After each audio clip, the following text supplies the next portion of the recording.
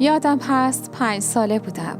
زمستانی که زمین قوچان تصمیم گرفت بی وقفه بلرزد. روزها و هفته ها انگار شهر روی نفسهای سنگین خودش می‌لغزید. ما 6 خواهر بودیم. آبجی زینب خواهر بزرگتر و مادر دوممان همیشه جلوتر از همه حواسش به همه چیز بود. من 5مین بودم. کوچک، کنجکاو و نمی‌توانستم بفهمم چرا بزرگترها طوری به زمین خیره شده بودند که انگار حیوانی بیقرار هر لحظه ممکن است از دل زمین بیدار شود. آن روزها هر خانواده یک پناهگاه داشت. یکی بیرون شهر، یکی در باغ و خیلی ها مثل ما در حیاط خانه. گاهی چند خانواده با هم پشت یک تریلی قدیمی می نشستند و شب را کنار هم صبح می کردند.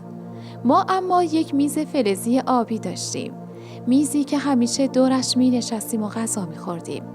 میز را بردیم وسط حیاط، چادر و لحاف رویش انداختیم و شد خانه کوچکمان در میان سرمای لرزان آن روزها.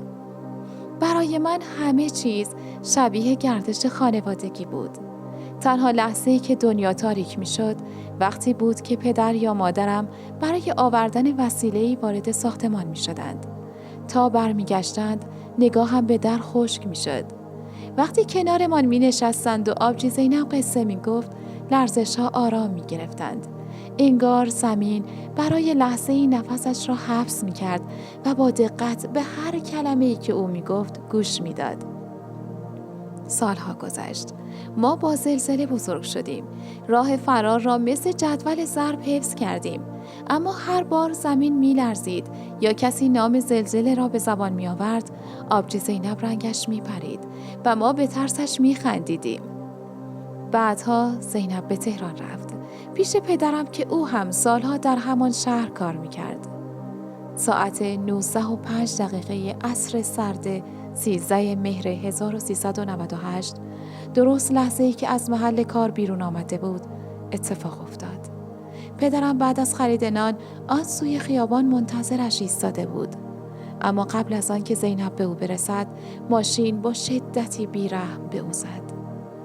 آن لحظه زمان خودش زلزله شد و گسلی بزرگ میان قصه های کودکیمان و واقعیت بی‌رحم دهان باز کرد. 40 روز بعد از کما بیرون آمد. اما دیگر آن زینب همیشگی نبود. حافظه کوتاه مدتش مثل برف روی شیروانی میریخت و میرفت. پاهایش فرمان نمی بردند و تعادلش به زمینی میمانست که سالها زیر پایش لرزیده باشد.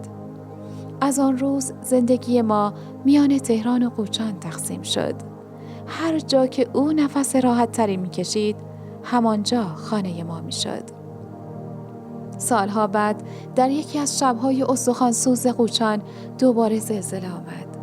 لوستر لرزید، سایه ها روی دیوار شکستند. فریاد زدم بچه‌ها زلزله شد، برید بیرون. و دویدم. اما قدم‌هایم به جای در به سمت تخت کشیده شدند. در آن چند ثانیه یکی از عمیق‌ترین تصویرهای عمرم را دیدم. من تنها نبودم. 4 خواهر دیگرم هم دقیقاً همان مسیر را دویده بودند. بدون یک واژه، بدون یک اشاره. همه با هم روی تن آبجی زینب خم شده بودیم. مثل چند پره یک چتر که روی ساقه لرزان جمع می شود. یا شاید مثل یک میز آبی در حیاط خاطرات کودکیمان.